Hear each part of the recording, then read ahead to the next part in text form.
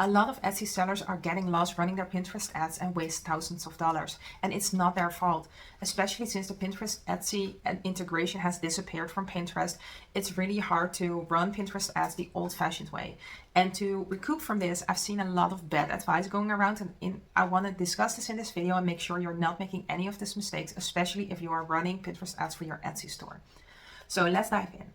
Number one is that people are targeting way too broad. So they are setting up their campaigns and they are targeting keywords that are very broad or interests that are very broad. And especially because you cannot use this Pinterest tag. So Pinterest cannot get the feedback from your Pinterest tag that, okay, this person came from the platform and added to cart, or this person came from the platform and did a checkout. You will have to do that work for the AI, for the algorithm, to learn who your audience is. And if you are targeting very broad, then you will get a lot of people to your Etsy store, but you will get these people to your Etsy store that are very likely not converting because they are not they are not showing the shopping intent that we discussed in the previous video.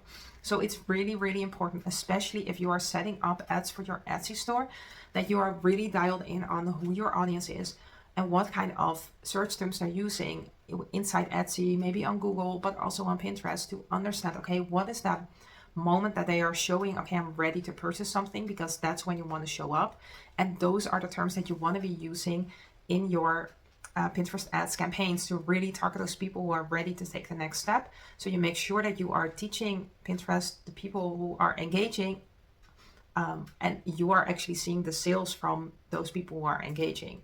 If you're getting a lot of people engage with your pins, but they are not selling on they are not purchasing on your Etsy store, you're teaching Pinterest that they can drive a lot of traffic, all these different kinds of traffic, but Pinterest is only getting that feedback loop of engagement, so it will never actually send those purchasing audience to your store. Okay, I hope that's clear. But that's very important, especially if you're setting up your Pinterest ads for Etsy. Then the second thing is that I see that people are only running Pinterest ads to cold traffic, so basically to drive new customers to their store. But there's a very easy way to start retargeting those people, and it used to be like 7 touch point before a person would feel like feels enough trust to actually spend their money with you. Because if they spend that money with you, they cannot spend it somewhere else. So they need to feel that loyalty, that trust. Well, not even loyalty, but the trust that they won't get regret of spending their money with you. They will be really happy with their purchase. And I see that like it used to be 7 touch point. I think now it is like 20 or 30, and like it's increasing really rapidly actually. So that's why I'm not like, I don't even have the number right now, because the last time I looked up, I was really surprised of how much it increased already. So keep that in mind, and actually don't only target those new customers, because you really want to reconnect with people to make it more likely for them to actually purchase. And there's a really easy way to do this within Pinterest itself, and it's really cheap as well, because you're using that feedback loop of Pinterest and you're creating those audiences that are really engaging with your pins. So that's the second mistake I've seen happening a lot, is that people are only targeting new customers and just totally ignore those people who have engaged with these pins, who have clicked to the website or to your Etsy store and have actually shown interest in your product, because that's where the gold is. That's where you can get the most money.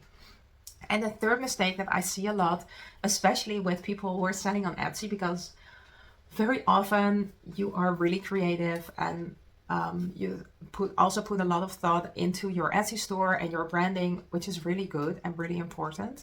But what I often see is those Etsy sellers get way too creative with the pins as well, and they want them to be way too pretty. And the thing is, especially if you are using this strategy where you're doing the algorithm work basically for Pinterest, it is even more important to create pins that are really, really clear on what the product is.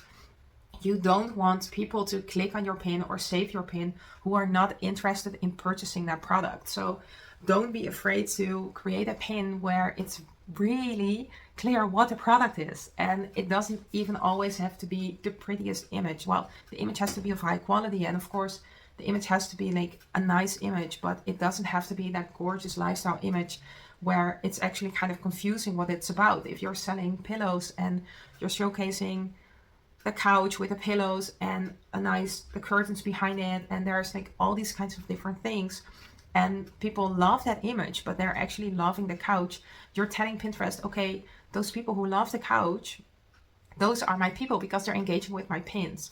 And Pinterest will send more of those people to your pins.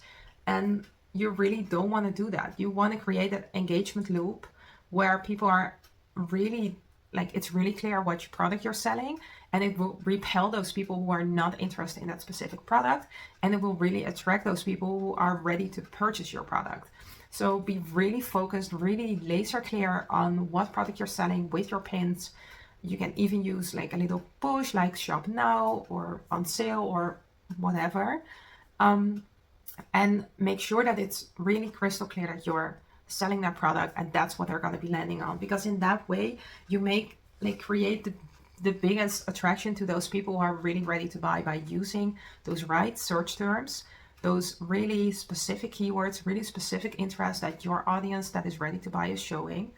At the same time, you are retargeting those people again and again, showing them your pins, showing them your product. And with these pins, you're really attracting those people who are ready to buy and repel those people who are creating a mood board for inspiration. So I hope this video helped in understanding those 3 mistakes and how you can actually turn them to your benefit and make sure you're not making these mistakes.